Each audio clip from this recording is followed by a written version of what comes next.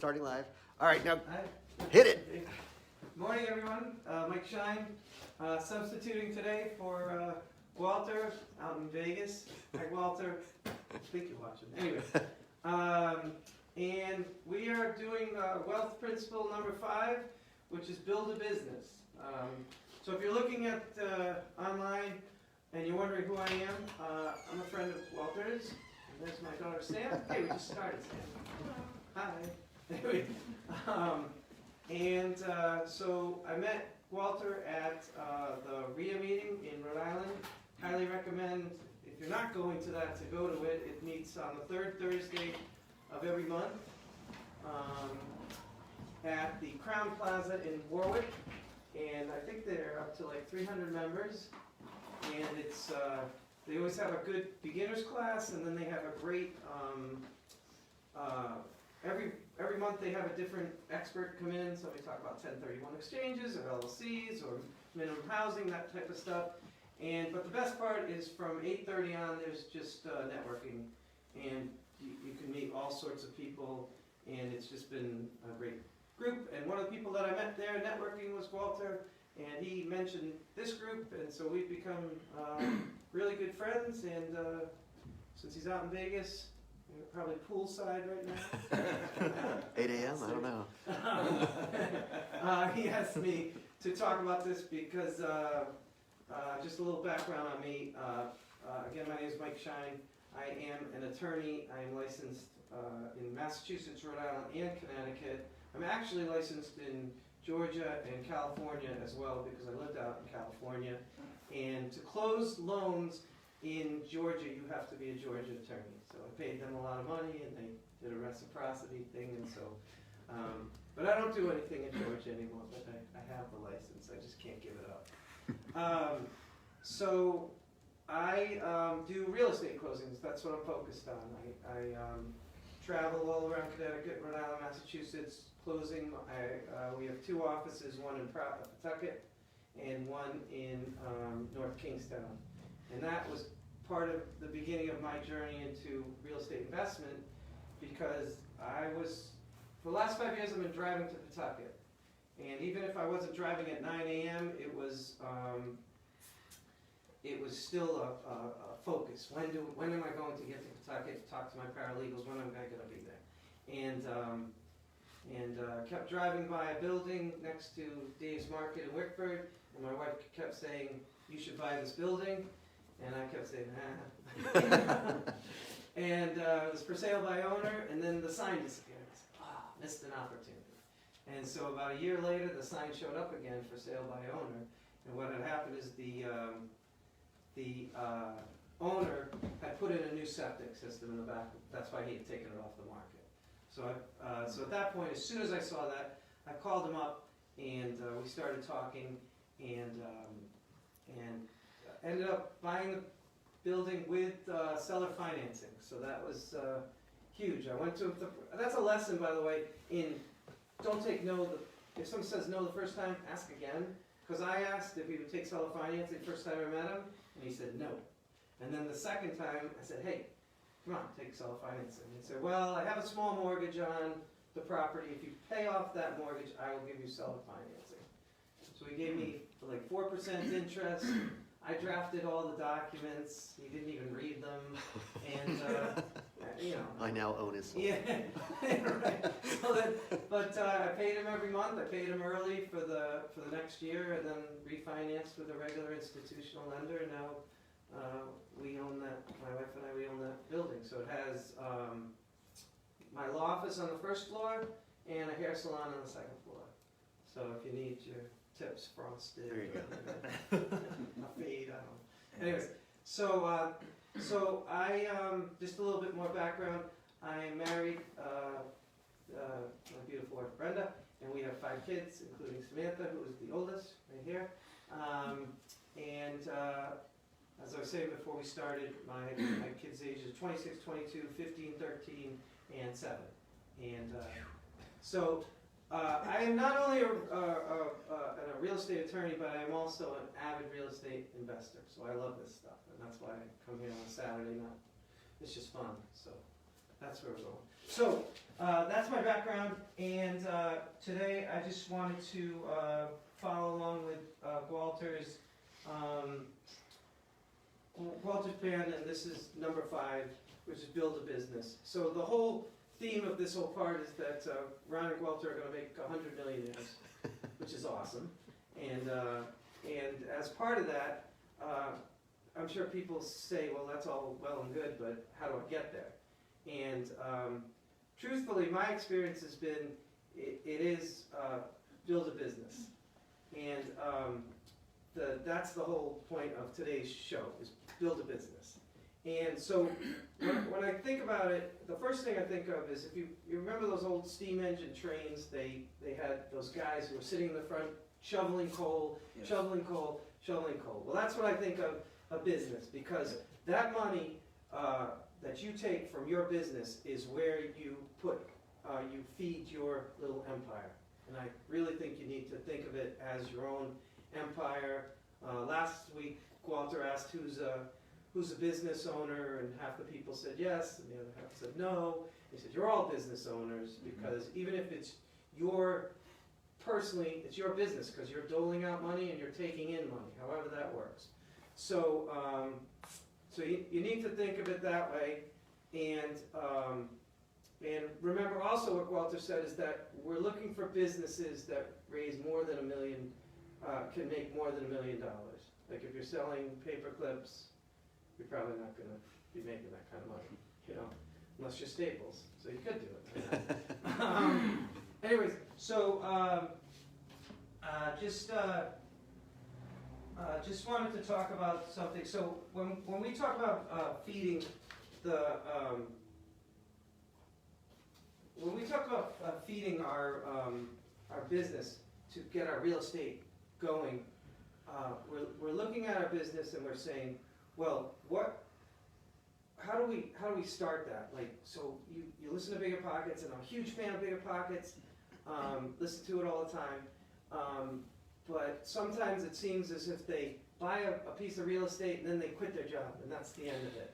And that is, I think we all want to get to that. Like, you know, you see Ron and Walter, they're doing fully real estate. Well, not just, actually, that's not even true, because they're doing the coaching and all that kind of stuff as well. But you can't just buy 1-3 family and quit your job. It's just not going to work. And so what I've seen is just an experience of find a job that you enjoy doing, that you can then take that money and turn it into assets. Now, this is nothing new and remarkable. Hopefully we all, if you haven't read this, we got Rich Dad Poor Dad, obviously. That's the one that changed everything. And I try to read it once a year. It's a difference between liabilities and assets. So people come in and they come into some money because they got a job, and they say, "Oh, great! I got this money. I'll go buy I don't know. We can't buy a Ferrari, but let's say a BMW or something like that, or you buy fancy clothes." Rich Dad Poor Dad makes it very clear that you have to get the assets first, not the liabilities. And so the whole point is, if you have a business, it's just continuously feeding money in, and you take that money and rather than going out for fancy dinners all the time, take that money and put it into some sort of either savings account for now until you get enough money to buy real estate, or save it, or if you get enough, say on commissions or something like that, to put it into buying your first house. Now, every time I'm here, somebody mentions like an FHA. That's like the big start, is that you can put 3.5% down. I'm not a mortgage person. We have great mortgage people who come to this group. But FHA, 3.5% down, and you're into your first multifamily. If you stay in that multifamily for more than a year, you can go, a year and a day, you can go out and buy another one. That just reminds me of another book, Set for Life. You can then be up to 10 houses in 10 years, and then you are set for life. So that's kind of the focus. This making sense to everybody? Yeah, good. Good, Mike. Okay, thanks. Just let me look at my notes for a second. Oh yeah, so I wanted to point out that if you are, and I got this chart up here, this is from Robert Kiyosaki's second book, Cash Flow Quadrant. So you've got employees, you've got sole proprietors, you've got business owners, and you've got investors. And this is Kevin, right? Yep. We were just talking before we started about if you're on this side of the quadrant, taxes are not favorable to you at all. And Robert Kiyosaki says, get out of this side as soon as possible. And it's funny because we are in a place where people think, you know, from forever. You know, my dad used to say this to me: you get a job, you know, get a good education, get a job, and then work. And now I think this generation has sort of said, well, we don't want to be stuck in a cubicle for the next 40 to 50 years. To then go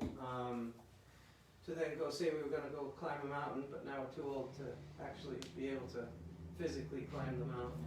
So that's the employment and the sole proprietor.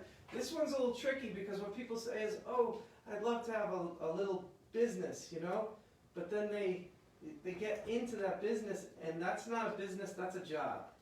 Okay? So the difference between a business and a job is that a job you can't leave.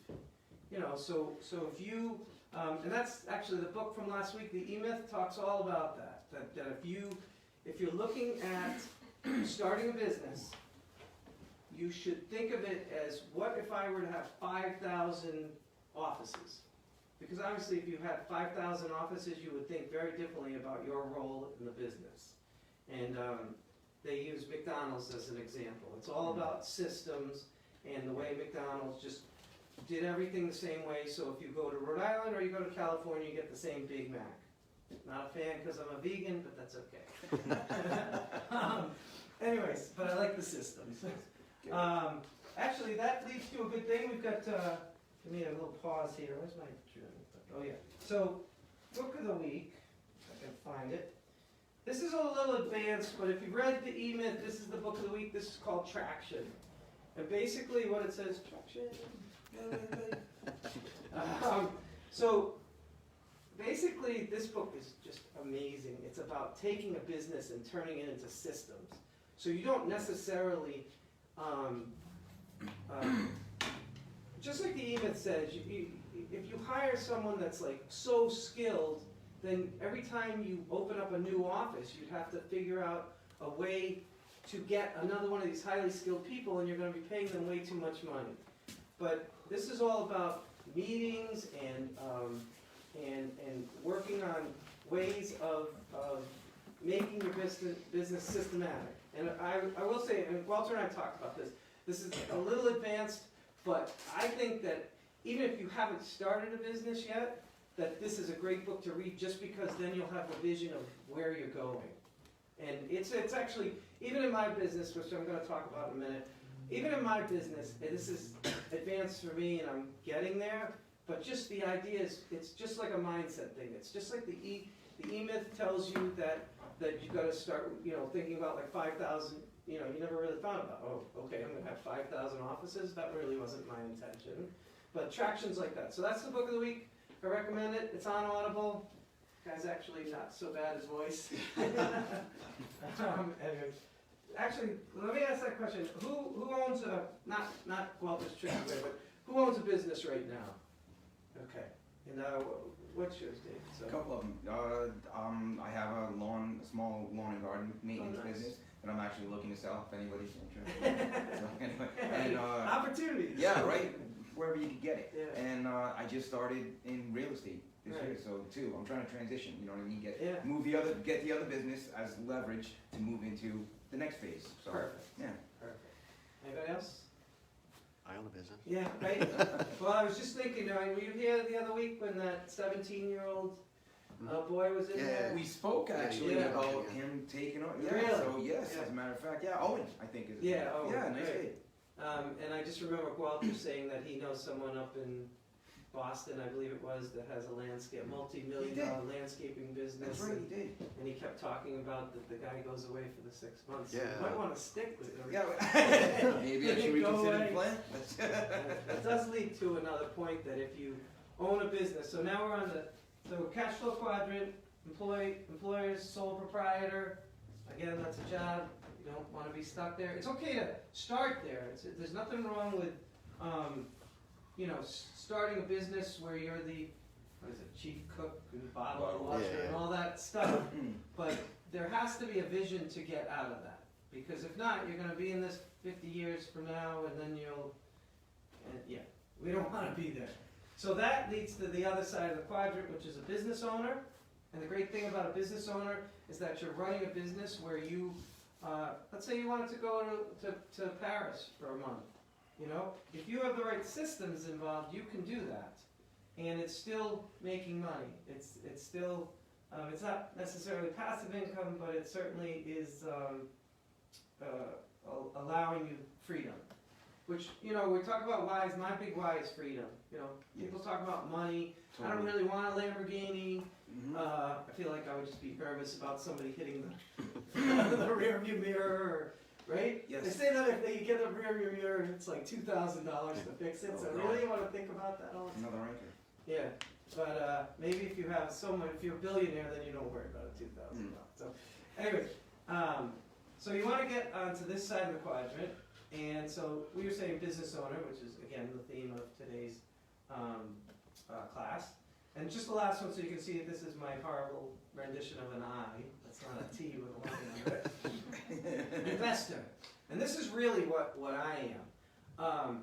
And that kind of leads into what I wanted to talk about, which is just kind of examples of this. And the first is my father. So my dad is an investor. He's been investing in real estate for over 50 years, and stocks for over 50 years. Like before people had investment clubs where they would all meet up, he and his friends were meeting and talking about stocks. And so his story is that when he got out of college, he went to Boston University, graduated in 3 years, just super smart, and he wanted to be a doctor. But my wife's family was like, he came from Taunton, by the way, and my wife's family was like, well, we have this business. We do store interiors, a small business. If you know some of the companies a long time ago, there was Peerless and Cherry and Webb, and my family's company used to make the cabinets, so the display cases for that kind of stuff. So he came back and started working for them, and working with my grandfather and his brothers. But my father was instrumental in taking that small company that was in East Providence to a company which had 4 factories in 3 states with over 600 employees. So just a real great business mind. But what I was, I talked to him a lot, and he's 85, he still works. He exercises, he rides his bike 10 miles a day. That's awesome. Yeah, he's awesome. But I talked to him a lot, and he says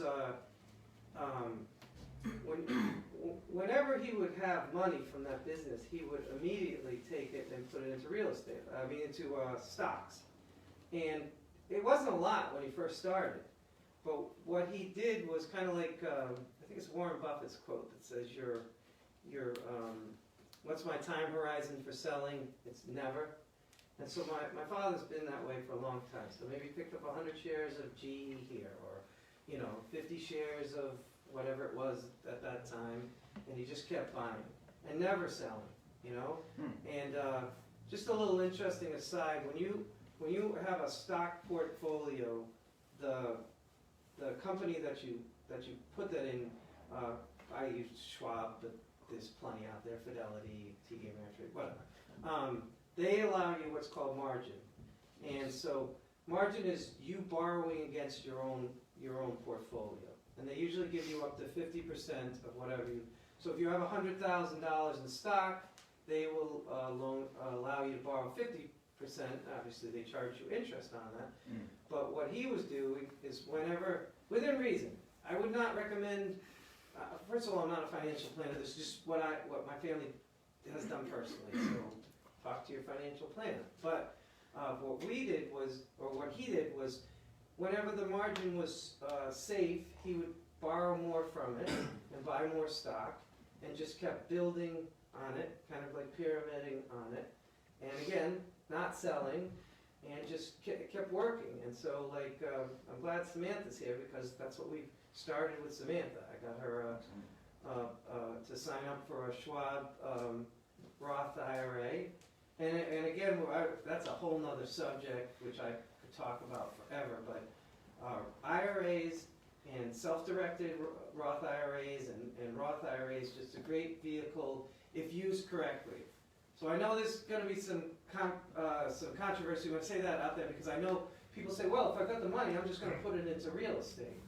And I get that, because if you go to a company and they offer you like a 401k, they usually give you like three choices, they say. Growth, aggressive growth, or investment, income. And what you don't see is that they're charging a lot of fees on the back end.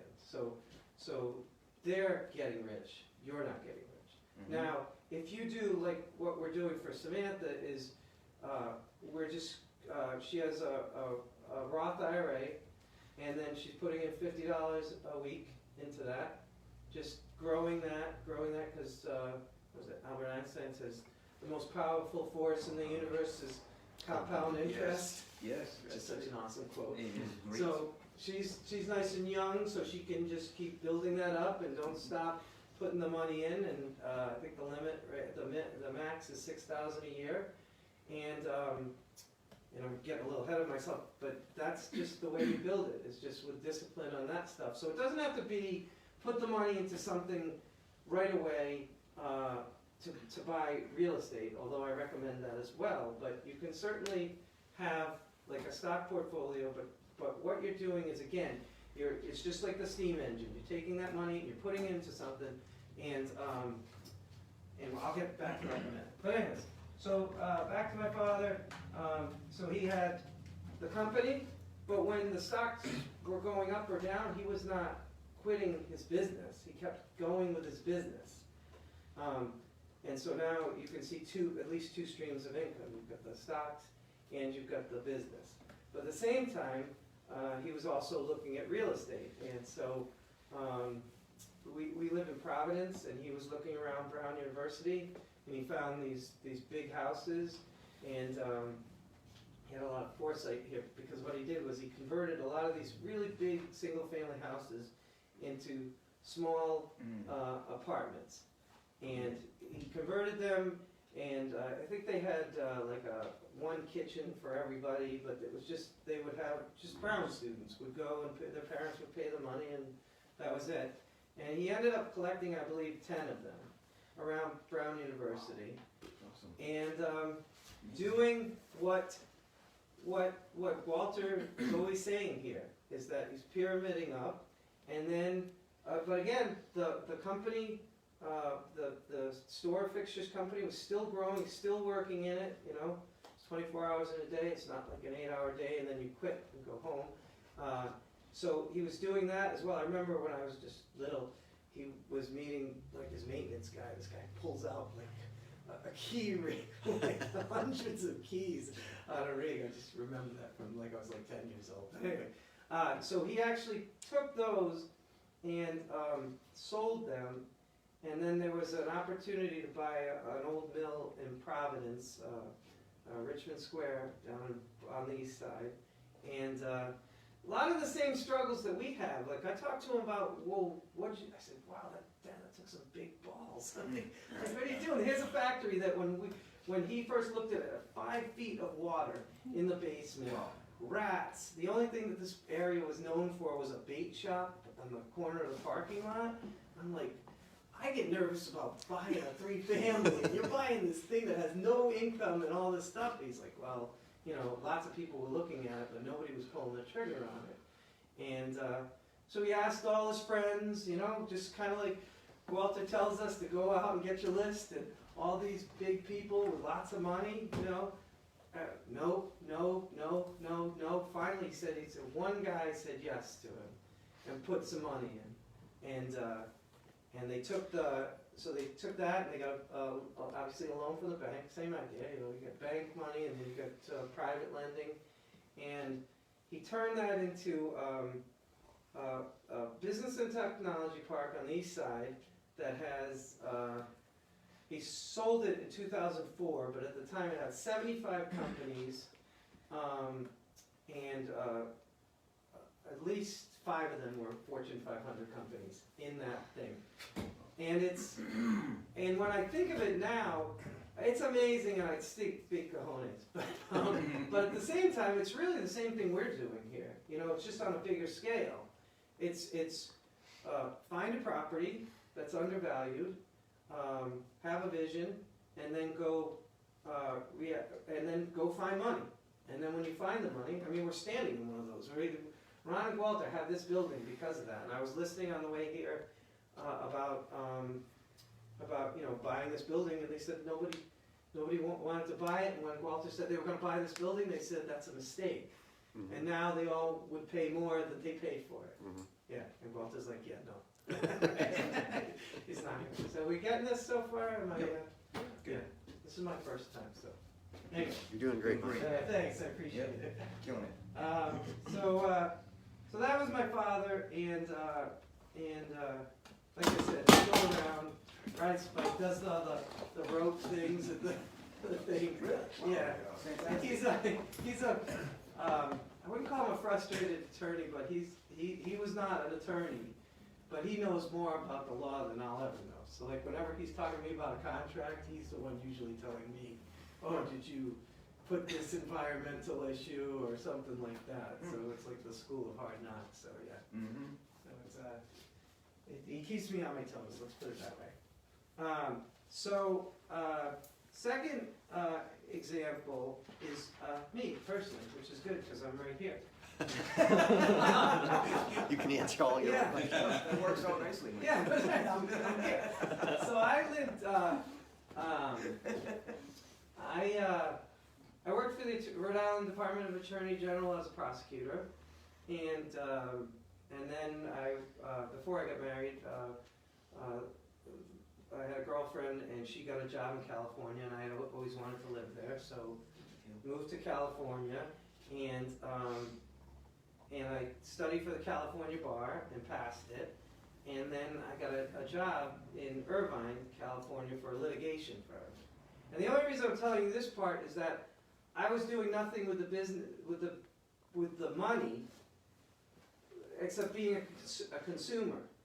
Okay, so here they're paying me what at the time was a pretty good salary. I think it was like $60,000 a year, and that money was just flying out the window as fast. Oh well, I need a nicer car, or I need to go out to dinner, or whatever it was. And so there was no, what I'm telling you today, I wasn't doing at all. So that was, there was no talk about assets or rich dad, poor dad, or any of that stuff. I was just spending money. So I've been a consumer, and so you learn your lesson. But when we moved back and broke up, I joke around that it was the right place, wrong girl. Because I love California, but wasn't with Brenda. Hi, Brenda. She's not watching. She's gonna watch later. Sorry. Anyways, so when I moved back, there was a company that my brother had been running, but then he moved, and it was just floundering. And this was a medical supply business. I don't know if you've ever been to the doctor and they make you take this thing called a spirometry test, where you blow in and check if you've got like COPD and all this stuff. Mm-hmm. And so the company was just basically going left to die, and I said, wow, opportunities fall right in your lap. And I'm a big believer in the universe and things happening for a reason. So I was at Richmond Square. I had a little office there, and I was still doing some legal work because I'd come back from California and I had my Rhode Island bar license. And but here's this business, and I said, doctors buy these things and then they buy supplies afterwards. And it did not pass Walter's rule of a business that can make $1 million, because there are big players in the business of medical supply, of medical machines. Mm-hmm. And then there was this little niche where they said they don't like spirometers because they're too little. They go for like, I don't know, $1,500, and it's like it's not enough money for them to deal with So there was like 5 or 6 little players in this market. It was just so frustrating because I don't know, it just wasn't a good business. But I mean, for me, it wasn't my focus.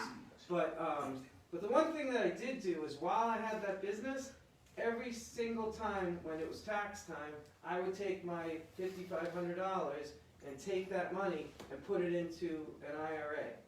And I really didn't think about it. I thought it was a big pain in the neck. I was like, oh man, I could really use this money. And I'm, I don't know, 35 or whatever I am, and I'm going to put this in until I'm 59 and I don't even know the laws at the time. So I'm like 59 and a half, 65 or something that said, and I could really use like $6 grand or whatever it was. And, but I did it. And that was a regular IRA. So you do get a deduction because you're getting less income. And again, I didn't think about it, but I'm so happy that I did now because my real estate business is, and the things that I've bought and the money that I've lent, well actually more the money that I've lent have come directly from being disciplined enough to put that $6,000 in every year because I wasn't watching it closely. I was like, that's not, I got stocks in a brokerage, that's just way out there. And lo and behold, I was at, I forgot where I learned, but someone said, have you ever heard of a self-directed Roth IRA? I'm like, no. He said, well, you could take your money and, buy property or lend to other people. And I said, huh.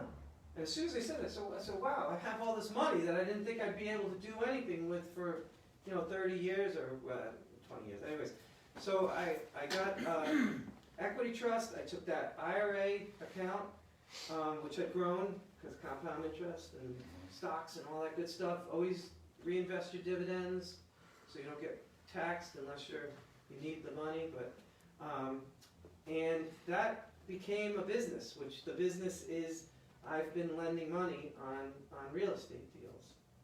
And, it was awesome.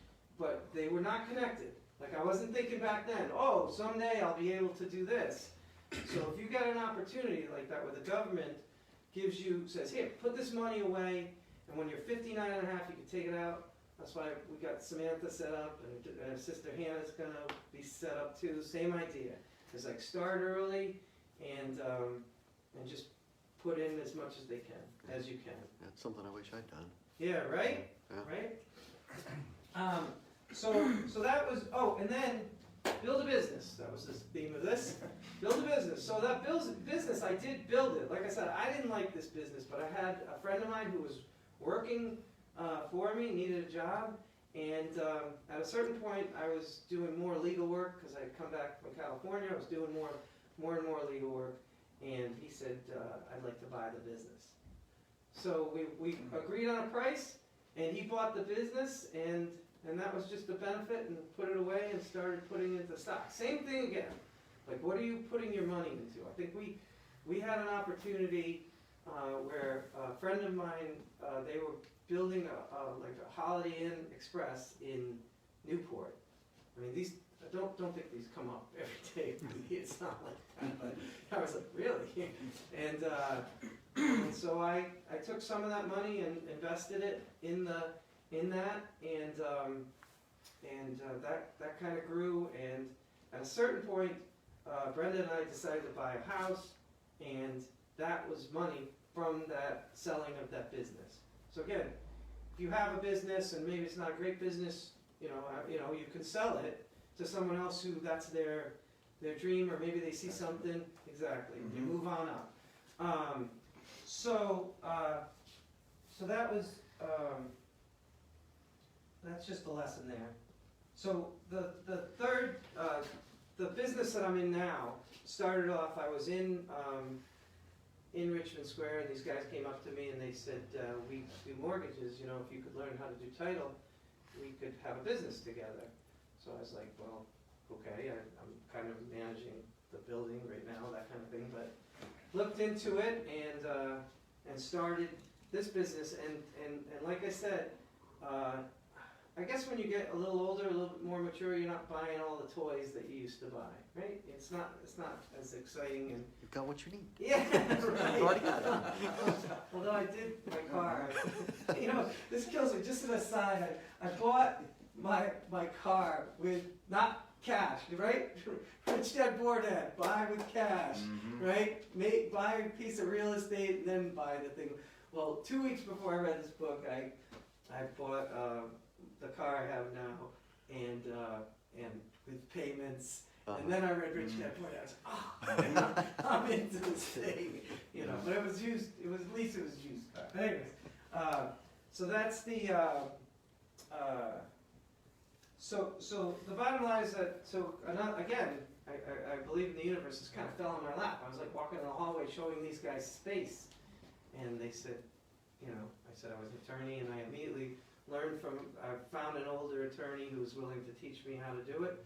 Good lesson. Get mentors. Yep. Yeah, and we went. We started doing their work, and then their deal was wherever they got licensed. If my title company got licensed in that state, they would send the deals to me. So we got licensed, or I got licensed. It was me filling out the applications from Maine all the way down to Florida. So if you had a deal anywhere from Maine to Florida, I could close it. That's why I got the Georgia one as well. Awesome. How we doing on time, by the way? Oh, it's 10:50. So, okay, perfect. You started about what, 10:10? Yeah, oh good, so I just got licensed, and again, it's a simple lesson that Walter has me teaching today, because whatever your business is, and actually I want to point that out, because I don't want people to think, oh, he's a lawyer, you know, it's just on a silver platter. I have learned from reading Rich Dad Poor Dad, and I want to mention all these other books. We have the one thing from last week, Amazing Science of Getting Rich. And one that we don't mention a lot, but this Millionaire Real Estate Investor. Yep. It's a little basic, but it's a good refresher. Oh yeah. There you go. TV. I'm just the talent. When I lived out in California, I did a little video production, and we kept calling the guy the talent. The talent. It was actually for prison videos. So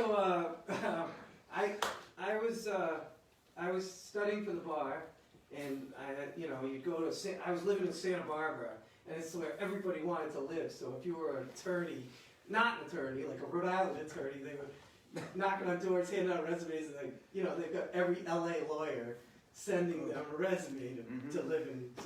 So I took a temp job. And it was with a video production company that did recidivism, and they would sell these. It used to be VHSs. Does anybody know what a VHS is? Wow. And so they would at all the prison systems around the country, and so we would we went down to like was it Venice Beach, Muscle Beach, and filmed like tough looking scenes and. Yeah, so anyway, that was like part of my career. I've done a lot of things. I've also worked as a gas station attendant. Wow. Hertz Rent-A-Car. Yeah. Hertz Rent-A-Car with the gas station, and if you stay out late the night before, be careful because the vacuum can get you very hypnotic and you fall asleep in the back. Just theoretically, and then the boss comes and hits you on the back of your shoe and wakes you up. Theoretically, not that it happened to me, but anyways. You got the idea. But anyway, so that's pretty much my story. And I did want to say just a quick example of another one. There's a prominent attorney in Rhode Island who built a very big law business, and he is going. I was talking to him. He's going into another business in another state, and. It's just a quick story, but so I just said, are you keeping that other business? And he is. So that's the thought. It's just that streams of income. I was listening to one of the Bigger Pockets, and like one of these guys was saying they have like 157 streams of income. Now they call every house a stream of income. Oh, okay. So, but they have businesses and all that stuff. So if you can get to this side of the quadrant where you're out of the business, then isn't it infinite? I mean, you can have as many businesses. Mhm. You set up one, go do another, set up one, go do another one. Or if someone comes to you, because at this point, if you're setting up these businesses, someone's gonna come to you and say, hey, I've seen you set up 100 businesses. Would you like to be an investor in ours and maybe be on the board and help us out and give us a little bit of guidance, that kind of stuff? So that's the other side of that. So just, don't think that you have to get one business, I do private lending to a small select group of people. And it just, I don't have a lot of money in this, but it's growing because it goes out to these 2 or 3 clients and then it comes back in, goes out, comes back in. I have my law business. I do the stocks. Brenda and I do real estate. So, and you can put them on a whiteboard if you want, all your streams of income, and it's kind of fun. Is all Sure. that like tax free? That's a great question, because the money that I lend, so when I first started lending money, I lent someone $50,000 off just regular money. And then I found out that that's ordinary income. Yeah. And I was like, oh man, it's like, Yeah. so you're gonna get whacked with taxes on that. I mean, there are people who do it as a business. If you're making money and you're paying taxes, I have a friend who lends a lot of money and writes a big check. He is younger than me and doesn't have a retirement account. But self-directed means I'm directing it. Roth means there are no, you pay taxes on the way in, or you don't get a tax deduction for it. So if you take your $6,000 in a regular IRA, when you put it in, you get a deduction of $6,000 off your taxes. Again, talk to your CPA. This is just from my personal experience. But a Roth IRA, you don't get the benefit when it goes in. But my thought is I'd rather pay the taxes on the $6,000, and then when it grows to $1 million, I don't have to pay taxes on $1 million. So that business, the lending of the money, is tax-free in my self-directed Roth IRA. So I have people who come to me and they say, hey, I'm buying a 3-family, or, well, one of my clients, they do fix and flips. So, and they do an amazing job, granite countertops, stainless steel kitchens, all that good stuff.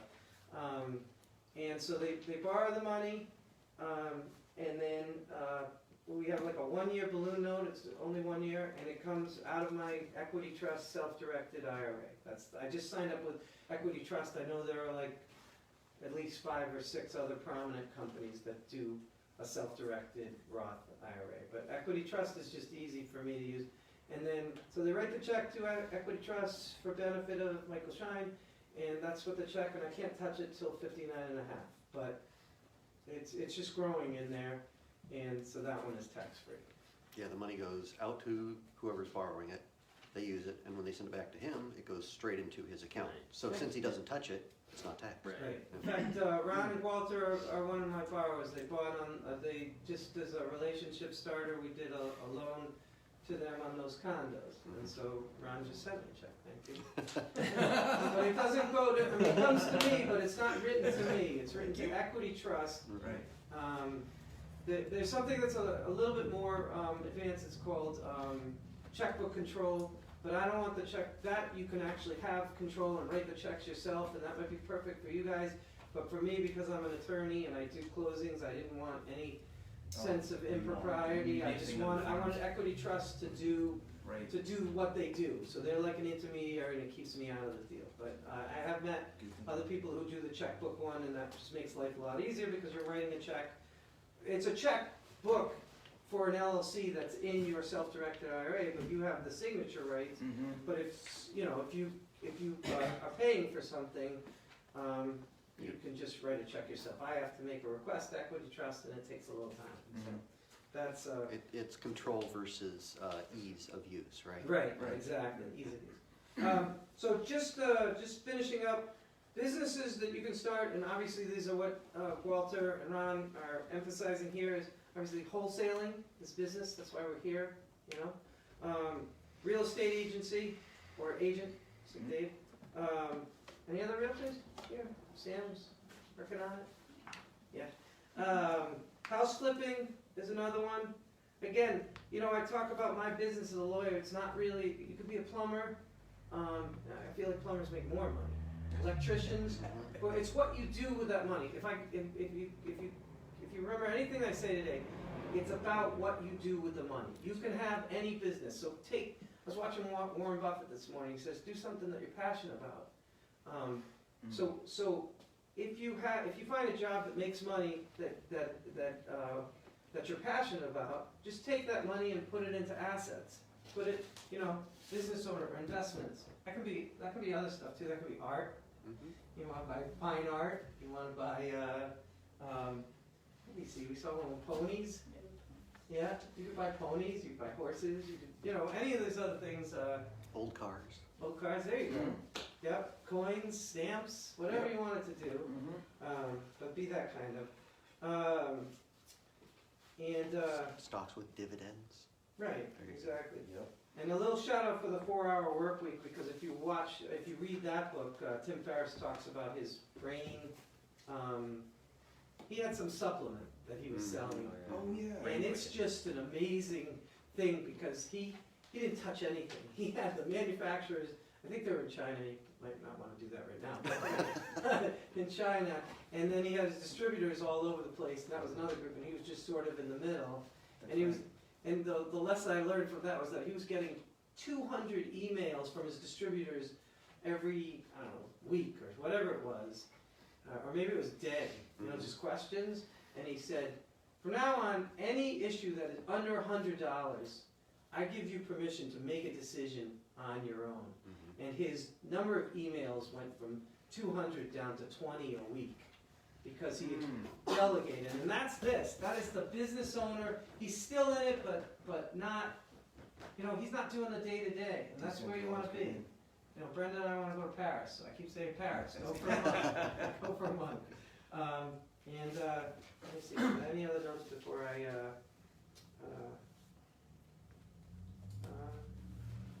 Yep. And that is it. Thank you. All right. Great.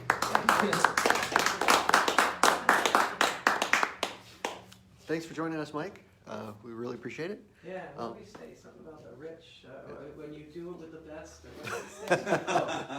When you have a choice, always work with the best. Oh, there you go. There you go. Right. Oh, and I see. Are we out? Not yet. You want? Okay. Wait. Bye-bye. Well, I just want to say if Okay. you can, I have a webpage, Michael Shine. It's Michael L. Shine, attorney, Blake Cunningham. It's a really long thing. Grab your card. Hold it up Yeah. in front of the camera. All right, cool. And if you like that, that would be awesome. There you go. Happy to. Bring it closer. Yeah. There you go. Thanks. All right. All right, thank you.